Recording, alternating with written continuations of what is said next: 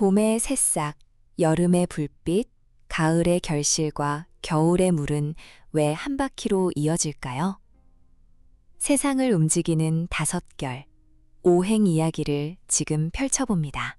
지난 편에서 우리는 낮과 밤, 들숨과 날숨처럼 번갈아 도는 두 결을 만났습니다.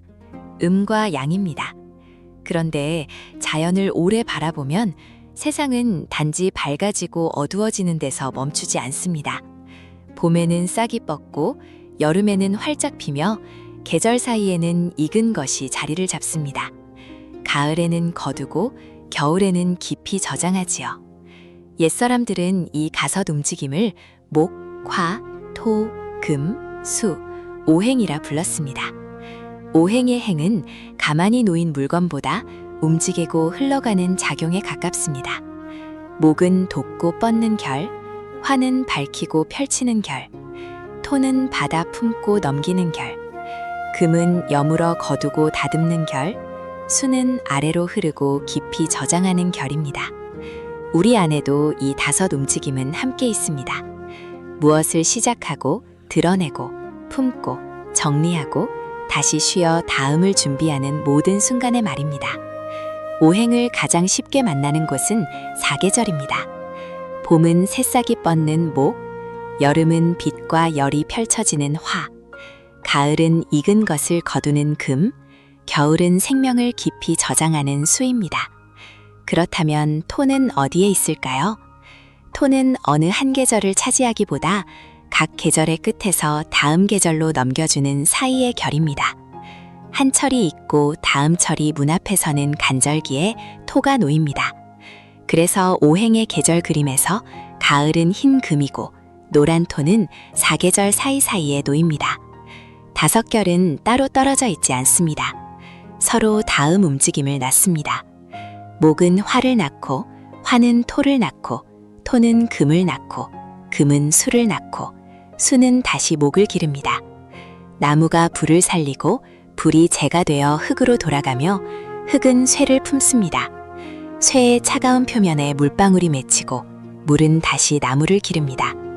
이것을 상생, 서로 낳아주는 흐름이라 합니다. 상생은 무조건 편안하다는 뜻이 아닙니다. 무언가를 낳는 일에는 내 기운을 내어주는 수고도 따릅니다. 다만 흐름이 다음으로 이어지게 돕는 관계이지요. 다섯 결에는 낳아주는 흐름만 있는 것이 아닙니다.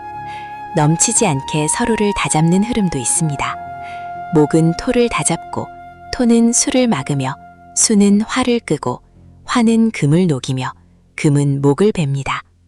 이것을 상극이라 합니다. 이름만 들으면 해치고 싸우는 관계처럼 느껴지지만 처소에서는 상극을 나쁨으로 읽지 않습니다. 가지를 쳐야 나무가 다시 숨쉬고 둑이 있어야 물이 길을 얻듯 다잡음은 때로 모양과 질서를 만들어줍니다. 상생이 이어주는 손이라면 상극은 넘침을 살피는 손입니다. 제 사주에는 어떤 오행이 없다는데 큰일인가요? 하고 걱정하는 분이 계십니다. 오행은 출석표도 사람의 점수표도 아닙니다. 한 글자만 보고 좋고 나쁨을 정할 수도 없습니다. 8글자가 어느 계절에 놓였는지, 서로 무엇을 낳고 다잡는지 전체 짜임을 함께 보아야 합니다. 어떤 결이 적다는 말은 곧바로 결함이라는 뜻이 아닙니다. 내가 자연스럽게 쓰는 움직임과 의식해서 배워가는 움직임이 다를 수 있다는 뜻에 더 가깝습니다. 명리는 부족함을 겁주는 일이 아니라 지금 내 흐름을 정집하게 알아차리는 일입니다. 목은 시작하고 화는 펼치며 토는 품어 넘깁니다. 금은 거두고 수는 깊이 저장합니다. 그리고 저장된 물은 다시 새봄의 나무를 기릅니다. 오행은 다섯 칸이 아니라 한 바퀴입니다. 우리 삶도 늘 시작만 할 수 없고 늘 빛날 수도 없습니다. 품는 때와 거두는 때, 깊이 쉬는 때가 있어야 다시 시작할 수 있습니다. 다음 편부터는 이 다섯 결을 하나씩 가까이 들여다봅니다. 첫 번째는 봄처럼 돋고 뻗는 목입니다.